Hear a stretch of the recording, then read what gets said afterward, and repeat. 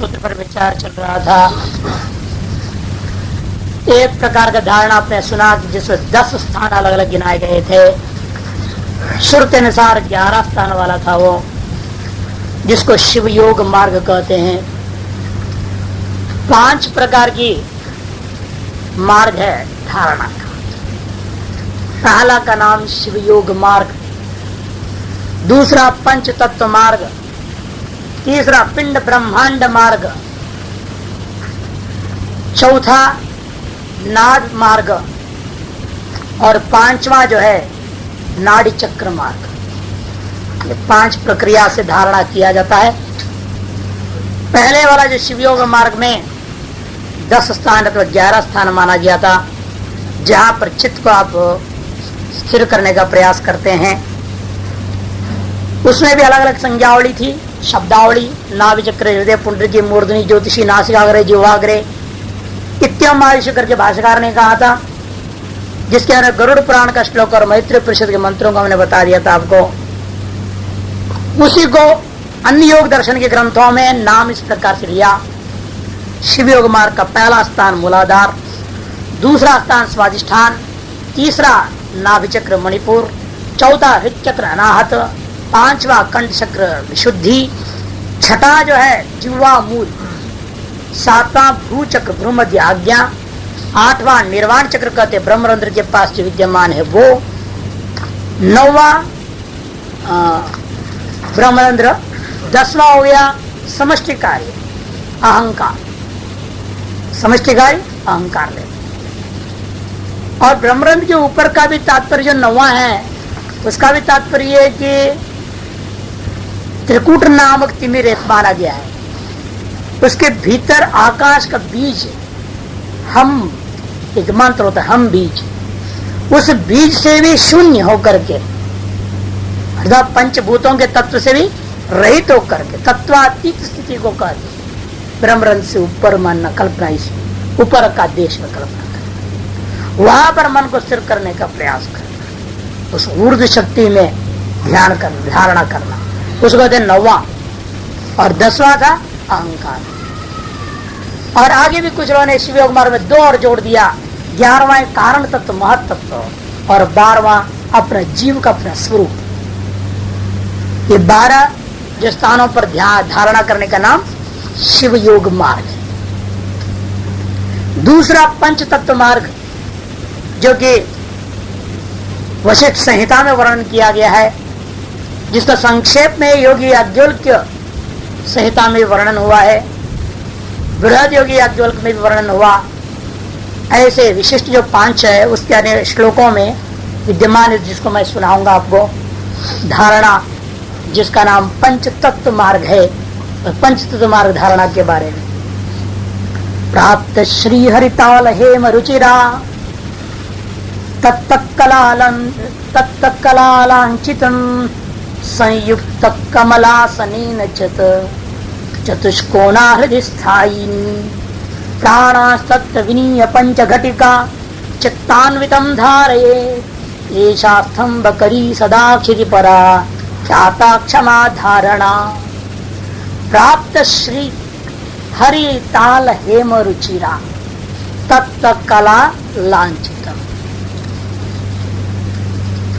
सर्वैश्वर्य से संपन्न स्थान है वो। मूलाधार चक्र के भीतर में इस चीज को देखना है कि 5 तत्व के लिए 5 चक्र माना गया है। यद्यपि एक आश्चर्य इसमें देखी है, पूरी योग सूत्र में कहीं भी चक्रों की चर्चा नहीं, न कुंडलिनी शक्ति की चर्चा।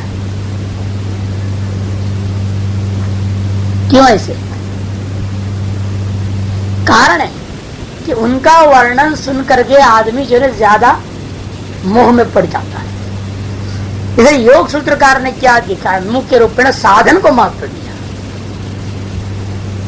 साधन को महत्व दिया, जिस साधन करने से स्वयं ही आपको चक्र कुंडलिनी का अनुभव हो जाएगा, सकल चक्रों का दर्शन भी हो जाएगा, कुंडलिनी की शक्ति का अनुभव भी हो जाएगा। इसे जानकर किसी चर्चा नहीं, लेकिन इस पर आधारित जितने भी ग्रंथ हैं और इसे पूर्व में जितने श्रुतियाओं में भी अनेक श्रुतियां हैं जिसमें कुंडली की चर्चा है, योग कुंडलिनी उपनिषद एक उपनिषद का नाम ही है। चक्रों की चर्चा सब उसमें किया हुआ है, श्रुतियों में भी था, इसके उत्तरवर्ती ग्रंथों में भी है, इसमें जान करके प्रयोग नहीं। एक तो सूत्रमय ग्रंथ था, अब किस चक्र नाम लेने में से काम चलेगा नहीं, उस नाम की व्याख्या करनी पड़ जाएगी तो विस्तार हो जाता है सूत्र। और सूत्रों की संख्या के विस्तार का जो है देखते हुए उन्हें संकोच करने के लिए जान करके संक्षेप में कथन करने के लिए ही उन चीजों को उल्लेख नहीं किया। और दूसरी बात उस अनुभव का विषय, वो सब क्या है, अनुभव का विषय, करने का नहीं है। करना जो चीज वो तो बता दिया क्या करना है तुमको, करने से अंतिम फल क्या मिलेगा उसकी भी चर्चा कर रहे हैं समाधियों की, और बीच में आने वाले अनुभवों की चर्चा ज्यादा नहीं करना चाहते, इसे उनकी चर्चा नहीं की। तो मूलाधार चक्र जो है वास्तव पृथ्वी तत्व का चक्र, उससे विपरीत त्रिकोण रूप में एक शक्ति विशेष को देख रहा है। हरिताल हेम रुचिरा, हरिताल मने हरिद्रा, हल्दी और सोना, हेम, इसके सदृश रंग वाला है, अर्थात पीला रंग, विलक्षण पीला रंग वाला वह चक्र। और उसमें क्या है, तत्व कला लांछितम, तत्व पृथ्वी तत्व, उसकी कला मान उसका बीज मंत्र, बीज मंत्र क्या है, लम, और लम बीज मंत्र से वह युक्त है। संयुक्त कमलासनेन चतुष्कोणा हृदय स्थायिनी, और संयुक्त कमलासनेन, कमलासन पर बैठा हुआ वहां पर एक शिवजी दिखाई देंगे, उनके साथ एक देवी होगी जिसका नाम है डाकिनी। हाँ, वो वहां पर बैठी हुई है, कमलासन, संयुक्त कमलासनेन, एक कमलासन है जिस पर दोनों बैठे हुए हैं। और वो कैसा है, चतुष्कोणा, और वहां पर एक चार कोण वाले, चार पंखुड़ियों वाला कमलाकार दिखता है, जिस पर वो यंत्र स्थापित है।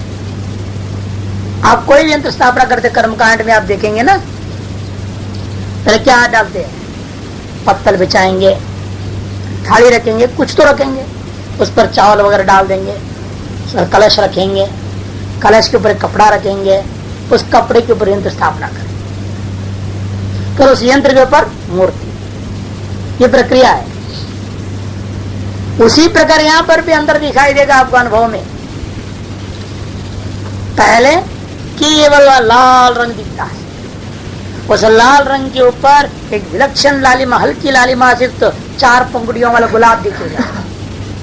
उस चार पंखुड़े गुलाब के ऊपर क्या दिखेगा, एक आसन दिखेगा, उस आसन के ऊपर ये देवी देवता दिखेंगे, यंत्र दिखेगा, पहले लम बीज का यंत्र, लम बीज यंत्र पहले, उस लम बीज का, लम के जो ऊपर गला डंडी है, डंडी के ऊपर दो देवता बैठा हुआ दिखाई। ये सारी चीज संक्षेप में करें, और वहां कितनी देर ध्यान रखना है, पंच घटिका, अपने सकल इंद्रियों को उपसंहार करता हुआ 5 घटिका माने 2 घंटे तक लगातार वह चित्त को स्थिर करनी चाहिए।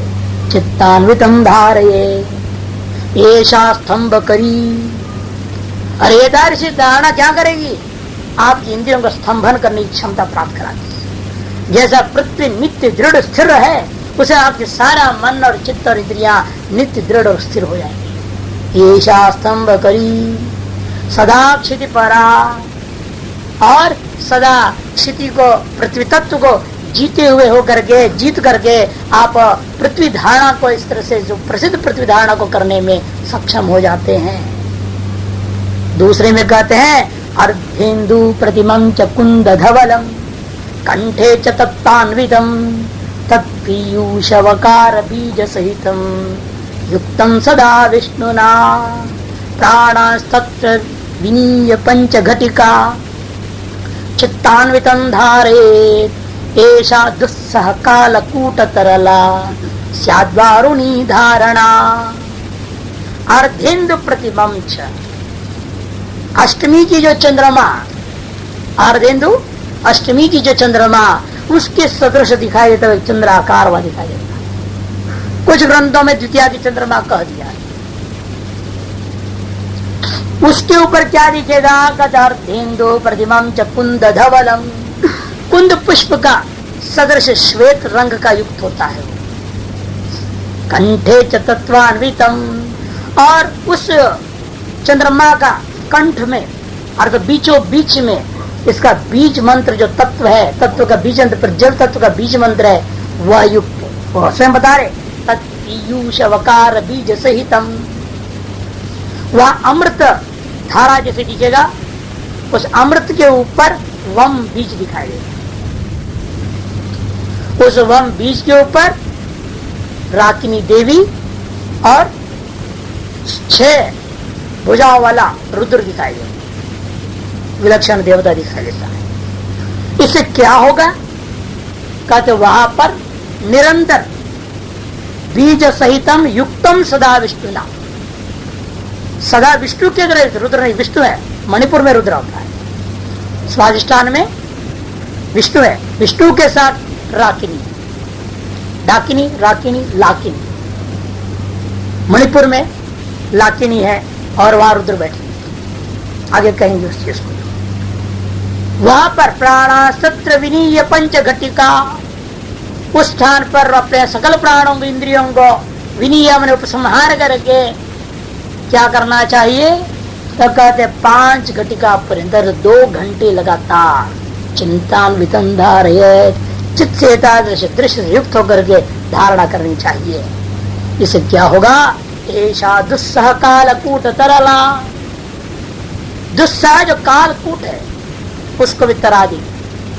ये संसार रूपी कालकूट को आप पचा लेंगे, ये क्षमता प्राप्त हो जाता है। स्याद्वारुणी धारणा, इसको जलमय जल तत्व की धारणा कही गई है। स्वादिष्ठान चक्र है, जल तत्व का चक्र है। तत्वस्थं शिवमिंद्र गोप सदृशम तत्त्रिकोणे अनलम तेजो अनेकमयं प्रवाल रुचिरम रुद्रेण तत्संगतम प्राणास्तत्र विनीय पंच घटिका चित्तान्वितं धारये एषा वन्य समं वपुर्विदधति वैश्वानरी धारणा। तत्वस्थं शिवम इंद्र गोप सदृशम, कल्याण स्वरूप अग्नि की ज्वाला के समान दिखाई देता हुआ एक त्रिकोण वहां पर उल्टा है। पहले तो सीधा यूं था, अब वो इस तरह का त्रिकोण होगा, ऊपर की तरफ नोक होगा, नीचे की तरफ नोक नहीं। ऐसा एक त्रिकोण है जिसमें अग्नि तत्व का बीज चमकता हुआ दिखता है, जिसका है बीज है रम, वो रम बीज दिखाई दे रहा है। तेजो अनेकमयम प्रवाल रुचिरम, वह तेजोमय होगा, अनेक कोण वाला होगा और प्रवाल रुचिरम नव कोमल पत्तों के समान अत्यंत सुंदर होगा। रुद्रेण तत्संगतम, रुद्र देवता के साथ लाकिनी देवी विराजमान रहती है। उस जगह पर तत्र प्राणान विनिया, वहां पर इंद्रियों का संहार करके पंच घटिका अर्थात 2 घंटा, 2.5 घटिका 1 घंटा होता है, पंच घटिका 2 घंटा होता है। उन 2 घंटे का निरंतर ऐसा चित्त से युक्त होकर के धारणा यदि कर लिया जाए तो क्या लाभ होगा? ऐसा कहते हैं वन्य समम, वह भी अग्नि के समान पावक हो जाता है। और वपुर विदधति, और अग्नि के समान शरीर भी, तेजोमय शरीर उसको धारणा से प्राप्त हो जाता है। तारस धारणा का नाम अनिल धारणा, अग्नि का धारणा है। वैश्वानरी धारणा भी इसका एक नाम है, इसका नाम वैश्वानरी धारणा भी। चौथा अनाहत चक्र को लेकर बताएंगे। यन्मूलम च जगत प्रपंच सहितम दृष्टम भ्रुवोरंतरे तत्सप्तमयम यकार सहितम यंत्रेश्वरो देवता प्राणास्तत्र विनीय पंच घटिका चित्तान्वितं धारयेत् एषा खे गमनं करोति नियतम वायु सदा धारणा, वायु तत्व की धारणा है। यन्मूलंच जगत प्रपंच सहितम दृष्टम भ्रुवोरंतरे, जिस तत्व का मूल कारण को आप भूमध्य में देखा करते हैं, उस कारण का कार्यभूत यह वायु तत्व कहाँ है? कहते हैं कि आपके हृदय देश में विद्यमान है। जगत प्रपंच सहितम, जगत विस्तार सहित जिसका मूल कारण को आप भ्रूमध्य में देखेंगे, वह तत्व का स्वरूप मंत्रेश्वरो देवता अथवा यंत्रेश्वरो देवता भी पाठ वेद है। उस यंत्र का ईश्वरात्मक जो देवता है वह कहाँ है, किस रूप में है? वर्ण के तद्दत सत्वमयम, और कारण के समान भी सत्वमय है। क्यों? ब्रह्म और जीव में भेद नहीं है, हृदय में जीव भाव का दर्शन होता है, इसलिए कहते हैं वह तद्दत सत्वमयम यकार सहितम व यकारात्मक बीज यम बीजम। वहां पर यदि हम पंच प्राण इंद्रियों को सबको विनियमन उपसंहार करके 2 घंटे तक चित्त संयुक्त और धारणा यदि करते हैं तो क्या होगा? एशाखे गमनं करोति नियतम, आकाश में गमन करने का सामर्थ्य प्राप्त हो जाता है। वायु सदा धारणा, इस प्रकार से वायु की नित्य निरंतर धारणा करने वालों की क्षमता प्राप्ति होती है, वायवीय धारणा है। अंत में आकाश तत्व की धारणा आता है। आकाशम सुविशुद्ध वारि सदृशम यद ब्रह्मरंध्रे स्थितम तन्नाथेन सदा शिवेन सहितम युक्तम हगाराक्षरै प्राणास्तत्र विनीय पंचघटिका चित्तान्वितं धारये एषा मोक्ष कपाट भेद नवपटुः भोक्ता नभो धारणा। आकाशम सुविशुद्ध वारि सदृशम, आकाश तत्व है, विशुद्ध जल के सदृश है, विशुद्धि चक्र में विद्यमान है। और यह ब्रह्मरंध्र स्थितम, जो ब्रह्मरंध्र में स्थित देवता का स्वरूप है, वही देवता इस स्थान का अधिष्ठात्र देवता है। तन्नाथेन सदा शिवेन, और इसका नाथ कौन है? सदाशिव भगवान ही है। उनसे युक्त होकर के हाकिनी देवता विद्यमान है। युक्तम हगाराक्षर ही, इसे इसका बीज मंत्र हम बीज है। उस स्थान पर यदि हम अपने समस्त इंद्रियों को उपसंहार करके इस चित्त से युक्त होकर के 2 घंटे तक लगातार धारणा करते हैं, मोक्ष के कपाट को हिण्डमय न पात्रे न काय न, मोक्षमय मोक्ष का जो कपाट है उसका भेदन करने का सामर्थ्य उस योगी को प्राप्त करते हैं, होता है जो योगी एकादशी नभो धारणा करता है। इस प्रकार से पंच तत्व धारणा हो जो वशिष्ठ संहिता में कथित होता विचार। दूसरी प्रक्रिया है।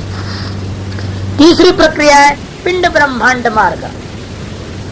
पिंड ब्रह्मांड मार्ग तो जिसको आचार्य शंकर एक ग्रंथ लिखे हैं षट चक्र निरूपणम, शंकराचार्य शंकराचार्य का लिखा हुआ है ग्रंथ षट चक्र निरूपणम, उसमें कथित प्रक्रिया कोई नाम दिया गया पिंड ब्रह्मांड मार्ग। इस पिंड में रह करके ही स्वपिंड को ब्रह्मांड से अभेद करता हुआ स्वरूपानुभूति करने की सामर्थ्य प्राप्त करने की प्रक्रिया षट चक्र निरूपण नामक ग्रंथ में दिया गया है।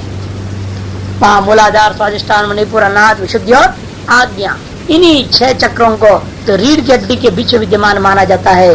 उस चक्रों का भेदन के द्वारा जो है मुक्ति को पाने की रास्ता, वो पिंड ब्रह्मांड मार्ग। तीसरा हो गया। चौथा नाड़ी चक्र मार्ग।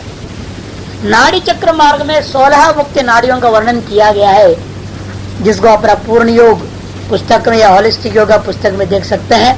पूरा 16 नाड़ियों का हमने वहां वर्णन किया है। वह 16 नाड़ियां कहाँ से शुरू होती हैं, कहाँ समाप्त होती हैं, वो सारी वर्णन किया हुआ है। और तीसरे वर्णन बहुत जरूरी है। कल भी एक व्यक्ति ने पूछा क्या हम लोग योगाभ्यास करते हैं तो ये भी संभव है कि कुंडली जागृत हो जाए और गलत नाड़ी से चला जाए, कोई दूसरी नाड़ी में चला जाए? बिल्कुल जाता ही है अधिकतर लोगों में, और इसलिए अधिकतर लोग योग मार्ग में चल करके भ्रष्ट हो जाते हैं, योग भ्रष्ट हो जाते हैं। क्योंकि नाड़ियों का पहचान और पहचान के साथ साथ यह हमेशा प्रयास करना कि सुषुम्ना नाड़ी जागृत तो उसी समय हम शक्ति को आघात करके उत्थान करने का प्रयास करें।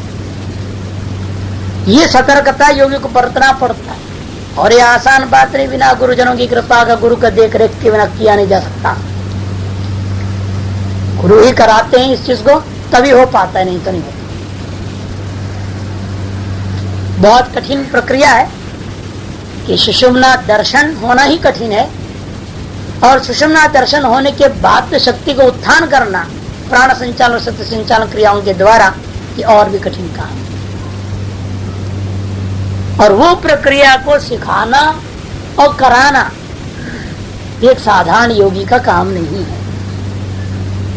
जिसकी खुद की कुंडली जागरण हो रखी हो, ऐसा ही महान योगी दूसरे में करा सकता है। उसके लिए पात्रता सबसे महत्वपूर्ण चीज है। हमारे यहाँ जो गुरुजी हुए, हमारे योगी गुरु, संन्यास गुरु भी है, वो समर्थ थे, लेकिन क्या करें, वो कहते थे पात्र ही नहीं, मैं करने का प्रयास करूं उल्टा हो जाएगा सब काम। क्योंकि अगले का नाड़ी शोधन इतना परिपक्व होना जरूरी है, पहले जन्म जन्मांतरों से अभ्यास किया हुआ हो, अतएव उसको वैसा शरीर प्राप्त हो जिसके माध्यम से बचपन से प्राणायाम आदि करता हुआ चला आया हुआ है, तो उसका समस्त नाड़ियां परिपक्वता शुद्ध है। तो जिसको जिस नाड़ी को जगा करके वो आपको बोध कराने चाहिए, उसको बोध कराने की करने की क्षमता तो चाहिए ना। और वो वहां से ट्रिगर करें और आप कहीं और हो, आपकी वासनाएं कुछ और बोल रही हैं, फिर दिक्कत होगा, आप अनुभव नहीं कर सकते। जिनको उन्होंने कराया, 2-4 कोई कराया, ज्यादा को नहीं करा पाए, जब उनके 2000 से ज्यादा सन्यासी शिष्य, 2000 से ज्यादा दीक्षा लिया सन्यासी लोग, लेकिन जो है उनमें से 2-4 को ही अनुभव करा पाए।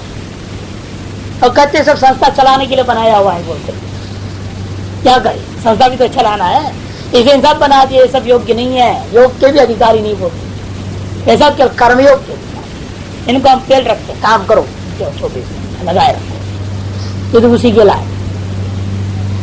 और जिनको कराना था उनको अलग से बुलाते थे, अलग से कराते थे, रात में चलता था काम, जब सब सोए रहते थे कर्मयोगी लोग। तो इसलिए ये सब चीजें है, ये मार्ग बहुत कठिन मार्ग है, चाहे नाड़ी चक्र मार्ग, षट चक्र भेदन मार्ग भी बड़ा कठिन का मार्ग है, क्यों महाभेद मुद्रा और महापंग दोनों में एक साथ करना, इसलिए बहुत पूर्वाभ्यास की अपेक्षा। सरल मार्ग इसलिए धारणा का, पंच तत्व धारणा वो सरल है, यह जो 10 स्थान, 11 स्थान या 12 स्थान वाला जो शिवयोग मार्ग है वो बहुत आसान है। शिवयोग मार्ग अत्यंत सरल, इसलिए भाष्यकार तो केवल उसको संकेत किया, अन्य मार्गों का बारे में बोला ही नहीं, कि सभी उसके अधिकारी शिवयोग मार्ग और क्वचित पंच तत्व मार्ग के अधिकारी, और अति विरल है जो नाड़ी चक्र, षट चक्र निरूपण मार्ग या नाड़ी चक्र मार्ग है, और अंत वाला नाद मार्ग और भी कठिन। तो यहाँ पर नाड़ी चक्र मार्ग में के बारे में उपनिषदों का कुछ वाक्यावलियां दिया है। 290 प्रश्न में देखिए, मेर और बाह्य प्रदेशे शशिमिहिर शिरे सव्यदक्षे निषण्णे मध्य नाड़ी सुषुम्ना। मेरु और बाह्य प्रदेश, मेरुदंड के बाह्य प्रदेश में शशि मिहिर शिर, सूर्य और चंद्रमा के स्वरूप वाला शिरा में नाड़ी है, सव्य दक्षे निषण्णे, बाया दाएं तरफ घूमता हुआ चल रहा है, जिसके बीच में मध्य नाड़ी सुषुम्ना भवती, सुषुम्ना नाड़ी। दूसरा श्रुति कहती है नहीं, सुषुम्ना नाड़ी तो हृदय से ही निकलती है, नीचे से है ही नहीं, नीचे से ऊपर तक नहीं, हृदय से। एकान्या हृदय का है ना मुंडकोपनिषद में, हृदय से निकलता है। तो मेरोर्वा में स्थिता नाड़ी इड़ा चंद्रामृता शिवे दक्षिणे सूर्य संयुक्ता पिंगला नाम नामतः तद्वायुतयोर मध्य सुषुम्ना वन्य संयुक्ता। कहते मेरु और वाम स्थिता नाड़ी, मेरु के बाईं तरफ जो स्थित नाड़ी है उसका नाम इड़ा है, जिसका अभिमान चंद्र देवता है, अतएव शीतल है। दाहिने भाग में सूर्य संयुक्ता पिंगला नाम नामतः, पिंगला नाम सुप्रसिद्ध जो है सूर्य संयुक्ता नाड़ी, सूर्य अभिमानी देवता नाड़ी है, जिसके उसे गर्म रहता है। तद बाह्य तो, और इन दोनों के बाहर में तो उससे पृथक होकर के उन दोनों के बीच में चलता हुआ नाड़ी का नाम सुषुम्ना है, जो कि वन्य तत्व संयुक्ता है। मेर और मध्य पृष्ठगता तीसरो नाट्य प्रकीर्तिता। निगम तत्व सार में लिखा है, तो वेदों का तत्व सार कथन है निगम तत्व सार, उसमें लिखा है मेरु और मध्य पृष्ठगता तीसरो नाट्य प्रकीर्तिता। मेरु का बाहर नहीं, मेरु का मध्य में कह दिया। पृष्ठगता तीसरो नाट्य निर्भर होता है मेरु से आप क्या लेंगे। क्या इस हड्डी को लेंगे आप, जो रीढ़ की हड्डी, तो अर्थ अलग हो जाएगा। मेरु सूक्ष्म तत्व है, जिस तत्व के माध्यम से आपका अवरोहण आरोहण अवरोहण हुआ करेगा, उसको लेंगे आप तो अलग अर्थ हो जाएगा। यदि हड्डी के दृष्टिकोण से लेंगे तो बाहर, और तत्व दृष्टि विचार करेंगे तो भीतर। एक प्रकाशमय पाइप जैसे दिखेगा तत्व दृष्टि देंगे, वो हड्डी पट्टी नहीं दिखेगा वहां। एक प्रकाशमय है, अनल स्कंद वपुषा शिव अनल स्कंद वपुषा, जिसके आदि और अंत कोई पकड़ नहीं सकता। ब्रह्मा और विष्णु भी प्रयास करके थक गए, नहीं हो पाया। वो अनल स्कंद वपुष का नाम आपके शन विद्यमान मेरु है। उस दृष्टि से विचार करते हैं तो आप भीतर में सुषुम्ना नाड़ियां भीतर ये अंतर को ध्यान रखें। इसलिए मतभेद देखने से विवाद नहीं है, यहाँ दृष्टि में भेद सिद्ध नहीं। एक रीढ़ का हड्डी को लेकर कह रहा है, एक मेरु को तत्व दृष्टिया कर रहा है। और इसमें अनेक नाड़ियों का नाम नीचे दिया, देखो चित्रिणी शून्य विवर भुजंगी विहरंती च, अलग अलग नाड़ियों का नाम है। 16 नाड़ियां हैं, अलग अलग नाम है। कुजंती कुल कुंडली च मधुरम स्वाच विभंजनेन जगतान जीवो ये आधार्यते सा मूलाम्बु जगहुवरे विलसति। कुंडली के बारे में भी कहा, कुजंती कुल कुंडली च मधुरम, कुल कुंडलिनी आपके अंदर मधुर शब्द करती हुई सदा रहते हूं करती है। सांप का दृष्टांत दिया वहां पर, ये सांप फुस फुस करता है वैसे वो करता है, लेकिन श्वास और श्वास विभाजन के द्वारा पूरा शरीर को धारण करने वाली मूल शक्ति स्वरूप उचित है। वो कोई साधारण शक्ति नहीं है। वह सोई हुई कहा जाता है, लेकिन वास्तव वो सो जाएगी तो सब मर जाएंगे। वो सोई कहने का तात्पर्य है कि जितनी अंश में जगने पर आपका आध्यात्मिक लाभ हुआ करता है, उतना अंश जगा नहीं है, इसे कैसे सोया हुआ है। जैसे हम जागृति संयमी का ना, ये सारी दुनिया सोई, अरे सोई का तो घूम रहे फिर रहे। वहां तात्पर्य होता है अविद्यारूपी अंधकार में सोए पड़े हुए हैं, और ज्ञानी उससे जगा हुआ है। तात्पर्य लेना पड़ता है ना। और यहाँ पर भी तात्पर्य समझना ही इसी तरीके से सुषुम्ना नाड़ी के युक्त होकर के वह मुंह को लगा करके सोई पड़ी कहने का तात्पर्य है सामान्य शक्ति जागृत है, जो विशेष शक्तियां हैं वह अजागृत होने का नाम यहाँ कुंडलिनी का सोना के बारे में कथन कर रहे हैं। ध्यायेत् कुंडलिनीं देवीं विश्वातीतां ज्ञान रूपां चिंतयेत् ऊर्ध्ववाहिनी। हमेशा उसको ऊर्ध्ववाहिनी के रूप में चिंतन करनी चाहिए। क्या उल्टा ही रहते, सभी चक्र भी उल्टे होते हैं, उसको सीधा करना पड़ता है। वो बंद है यूं कर नीचे की ओर, उसको खोलना पड़ता है, उसको ग्रंथि भेदन कहते हैं, चक्र भेदन या ग्रंथि भेदन। ऐसे कुंडलिनी भी क्या करिए कर रखी है, अपने मुंह में पूंछ को डाल दिया है और बंद होकर बैठी रही है, और खोलना पड़ेगा तभी वो चलेगी। और खोलना ही इसको ये कहते हैं हम लोग उत्थान। उत्थान नामक क्रिया होती, क्रिया योग में 19 क्रियाओं का वर्णन जहां पर आई गई है, उस क्रिया को 19 क्रियाओं में से क्रिया का नाम उत्थान। शुरू होता है सुषुम्ना दर्शन से, समापन होता है उत्थान से। और उस उत्थान करने का फल स्वरूप क्या होना चाहिए, तब तक उत्थान का अभ्यास होने जब तक स्वरूप दर्शन नहीं होता। सुषुम्ना दर्शन से शुरू करके समापन होता है स्वरूप दर्शन से क्रिया। तो 19 क्रियाओं का वर्णन किया गया है वहां पर, जैसे 3 क्रिया अलग अलग संबंध करता हुआ किया जाता है, धारणा ध्यान समाधि का, एक क्रिया की चीज भी। और कुल मिलाकर के वैसे 21 मानी गई है, 2 अत्यंत गुप्त रखा जाता है, गुरु उसे सब बताते और सिखा करके करा देंगे। 19 तो आम जनता को भी सिखा करके आप कह सकते तुम सीखो और प्रयास करो, अभ्यास करते रहो। अन्य दो नहीं, सिखाने की चीज नहीं, वो कराने की चीज। इसलिए पुस्तकों में जितने भी आप जगह देखेंगे इस प्रकार के ग्रंथों में 19 ही नाम मिलेंगे, 19 क्रियाओं का नाम, लेकिन वहां पर समाधि का वर्णन नहीं आता।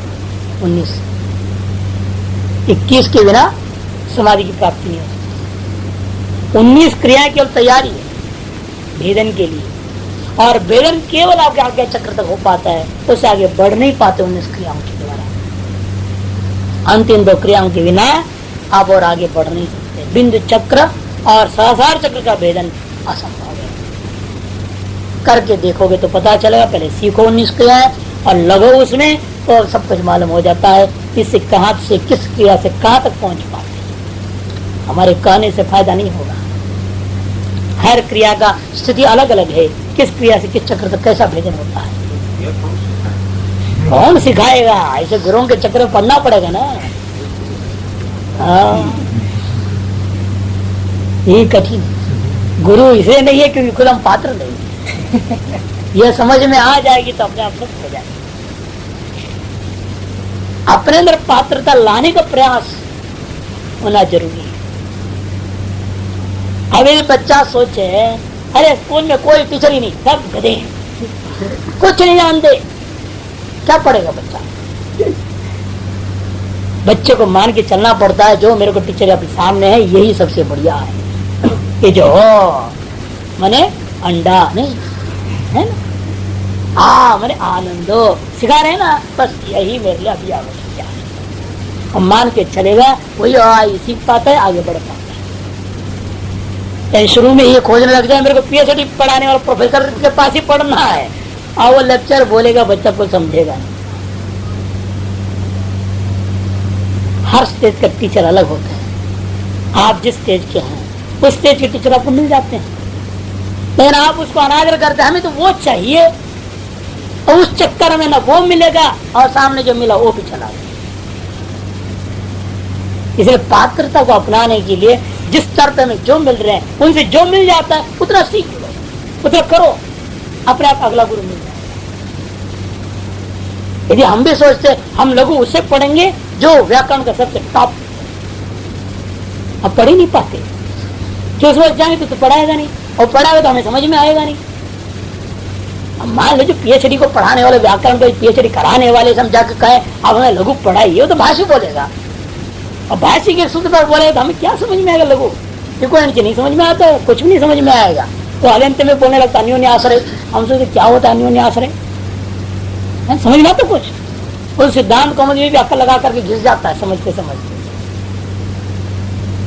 तो इसीलिए कौन किस स्तर का है उसको उसी स्तर के गुरु स्वतः मिल जाते हैं, भगवान जोड़ते हैं, और उससे उस सीखो और आगे बढ़ने की प्रयास। ऐसी पात्रता बढ़ती है, योग्यता बढ़ती है। अब नहीं तो जहाँ हो वहीं रह जाओगे जिंदगी भर, इस जन्म यूं ही चला जाएगा, गंवा जाओगे। हाँ, यह चेत अवेदी तद सत्यमस्ति। आकार लक्ष्य वो होनी चाहिए, लेकिन वर्तमान में जो स्थिति जहां है, जैसा जो प्राप्ति से आगे बढ़ते हैं उसके अलग कुछ नहीं होगा। और अंत में आता है नाद धारण।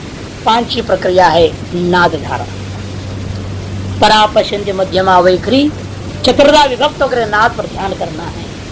उसके विषय में बहुत सुंदर श्लोकों के द्वारा समझाया है। कहा कैसे?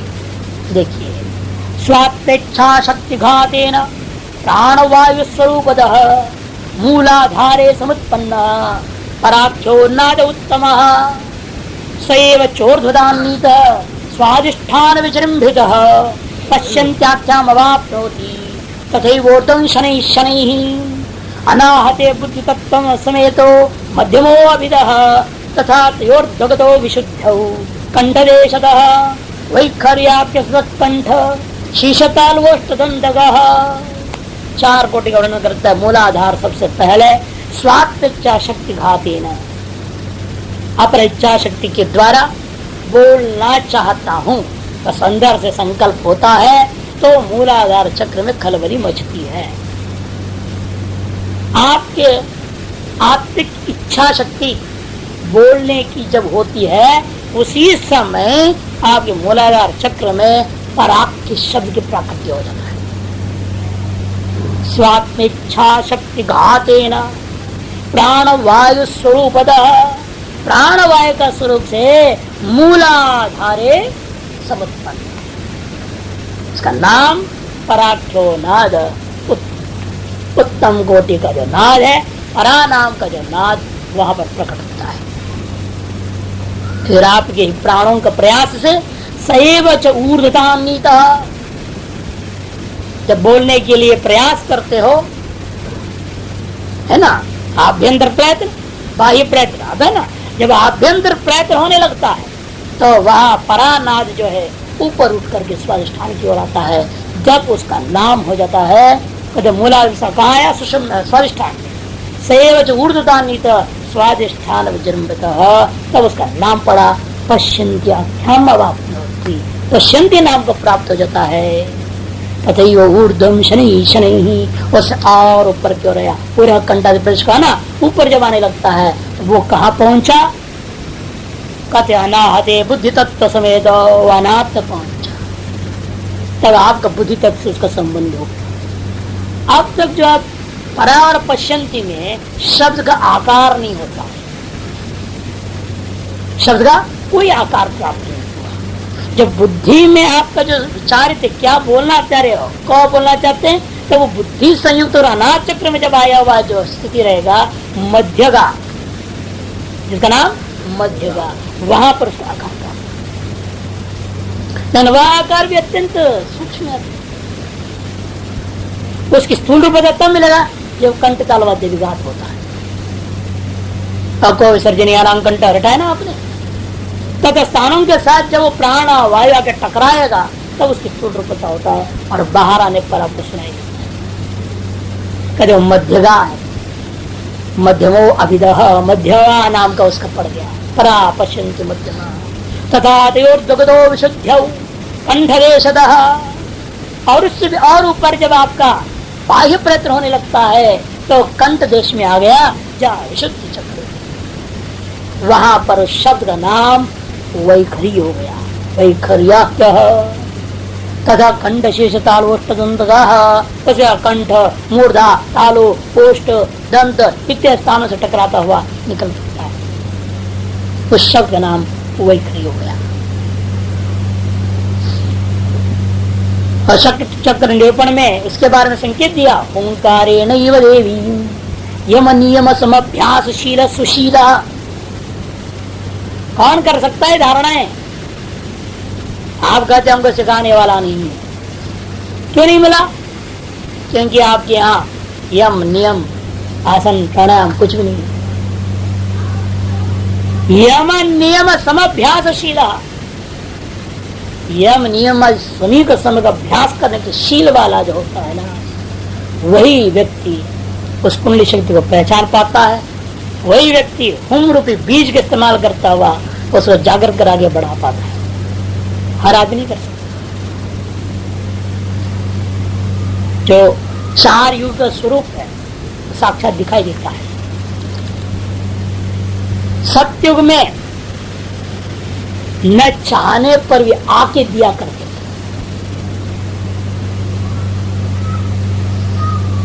त्रेता युग में मांगने पर देते थे, और सूचना दिया मांगा पहुंच गया चीज, त्रेता युग था। और द्वापर युग में जाके मांगने पर दिया जाता, जाना पड़ेगा उसके पास, सेठ के पास जाओ और मांगो तब मिलता। और कलयुग में जाके मांगने पर भी नहीं मिलती। हाँ, यही तो होता है ना संसार में। वो दिन भी थे जब पर्ची आके दिया करते थे लोग भंडारे। आज ये भी दिन आ गए जाके पर्ची लेना पड़ता। क्या दुर्दशा है? और क्यों ये सब? क्या जरूरत? उन्हें खिलाने की इच्छा तो आवे, देखा परिग्रह नहीं है ना, अपरिग्रह का अभ्यास न होने से परिग्रह करने की इच्छुक जो लोग होंगे वो जाएंगे पर्ची में लाइन लगा कर लेंगे। जब तुम्हारे अंदर अपरिग्रह नहीं है, तुम क्या आकांक्षा कर रहे हो? तुम्हें कोई योगी गुरु मिलेगा, गधा गुरु मिलेगा उसको। ये सच्चाई है। खुद के अंदर यम नियम नहीं, सब शास्त्र कहता है यम नियम समभ्यासशील, अपरिग्रह करना चाहिए ना। अपरिग्रह वाला यदृच्छा लाभेन संतुष्ट, आकाश वृत्ति से जिएगा, कहीं जाके लाइन में थोड़े खड़ा होएगा। एक कलयुग की दुर्दशा में फंसे हुए लोगों को सच्चे योगी मिलना भी मुश्किल है। हमेशा खुद धोखे में है तो उसे धोखा देने वाला ही उसका मित्र रहता है। आप सच्चे हो जाओ, क्यों नहीं मिले? तीनों कालों में ईश्वर तो सब जगह है, वही ईश्वर योगी के रूप में प्रकट हो जाएगा, सब कुछ दे सकता है। लेकिन निष्ठा तो हो, योग क्षम वहां में हम भाषण देने के लिए क्या? अपने जीवन में जब तक नहीं उतारोगे यम नियमों को, कुछ नहीं होने वाला है। क्या जितना आसन प्राणायाम वगैरह सीखो करो, उसे कोई फायदा नहीं होता। यम नियम समभ्यासशील सुशील ओंकार देवम समग्रे। कहते हैं कि भाई नाद और बिंदु के बारे में भी लक्षण बता रहे। देखो, नाद एवं घनीभूत क्वचित अभ्येति बिंदुता, वो घनीभूत है, उस कारण स्वरूप में क्या है? घनीभूत होता है। और बिंदु स्थिति में क्या होता है? केशाग्र कोटि भागैक भाग रूप सूक्ष्मते हो तेजो अंश। केश के अग्र को करोड़ भाग कर दो, उसकी एक भाग रूप जो सूक्ष्मता है वह तेजो अंश का नाम बिंदु है। इतना सूक्ष्म है। अतः परा कितनी होगी, कैसी होगी? प्रज्ञान घन है वैसे, आवृत्ति रूपता है नहीं। प्रज्ञान घन का मतलब क्या? आवृत्ति रूपता नहीं होता। तो सर नाद तो शब्द घन स्वरूप है, और शब्द में किंच सूक्ष्मता आने का नाम बिंदु है। और कला उससे भी सूक्ष्म है। इन तीनों से अतीत हो जाना ही वास्तविक स्वरूप है। नाद बिंदु कला अति तीसरे कार्य। इन सब के बारे में ये कैसे अनुभव करना है उसका संक्षेप में कथन कर रहे हैं। यत्र कुत्रापि वा नादे, नाद योग में प्रवेश कैसे पाया जाए? परा पश्यन्ति मध्यमा वैखरी, वैखरी तो सभी का अनुभव सिद्ध है। इसे कहते हैं जिस वैखरी में आपका मन लग जाए उसी से चालू कर, उसका भी कारण उसका भी कारण उसका भी कारण में स्वतः ही आप पहुंच जाए। यत्र कुत्रापि वा नादे लगति प्रथम मनः तत्र तत्र स्त्री भूत्वा तेन सार्धम विलीयते। कभी यत्र कुत्रापि वा नादे, जो कोई भी शब्द ले लो जिसमें आपका मन लग जाए उसी में उसी की धारणा करना शुरू कर, बारंबार उसी का श्रवण करना, उसी का चिंतन करना, उसी में समाहित होने का प्रयास करना। तत्र तत्र स्त्री भूत्वा, उन्होंने शब्दों में स्थिर हो जाने पर क्या होगा? तेन सार्धम विलीयते, आप उसके साथ तादात्म्य को प्राप्त जब करेंगे उसका कारण का आपको दर्शन हो जाता है। विस्मृत्य सकलम बाह्यम, उस जो स्थूल रूपता जो बाह्य रूपता थी वो अपने आप स्मृति को प्राप्त हो जाता है। तो नादे दुग्धाम्बुवत मनः, तब आपका मन उस नाद में उसी प्रकार प्रवेश कर जाता है जो हंस पक्षी का दूध मात्र प्रवेश होता है, जल से संबंध नहीं होता। इकी भूयात सहसा चिदाकाशे विलीयते, और एक क्रम चलते चलते चिदाकाश पर नाद बिंदु कलातीत स्वरूप में आप विलय को प्राप्त हो जाएंगे, अर्थात अपना स्वरूप में प्रतिष्ठित हो जाते हैं।